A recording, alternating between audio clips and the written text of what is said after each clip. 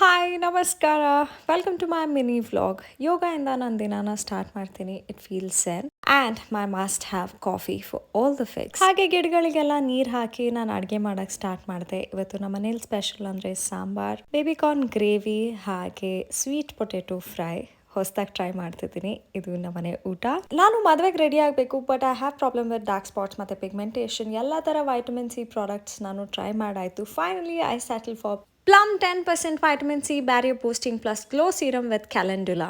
ಇದು lightweight, non sticky, quick ಆಗಿ absorb ಆಗುತ್ತೆ, ಹಾಗೆ ಬ್ರೇಕ್ಔಟ್ ಫ್ರೀ ಕೂಡ. ಇದರಲ್ಲಿ ವೈಟಮಿನ್ ಸಿ ಇರೋದ್ರಿಂದ ಡಾರ್ಕ್ ಸ್ಪಾಟ್ಸ್ನ ಫೇಡ್ ಮಾಡಿ ಗ್ಲೋನ ಬೂಸ್ಟ್ ಮಾಡುತ್ತೆ. ಹಾಗೆ ಸೆರಮೈಡ್ಸ್ ನಿಮ್ಮ ಸ್ಕಿನ್ ಬ್ಯಾರಿಯರ್ನ ಸ್ಟ್ರೆಂಥನ್ ಮಾಡುತ್ತೆ.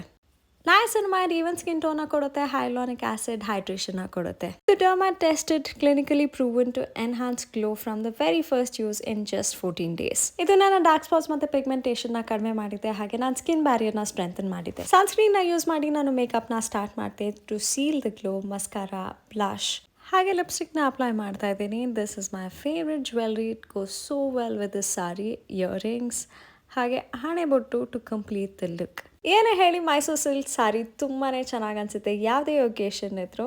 This is my wedding glow.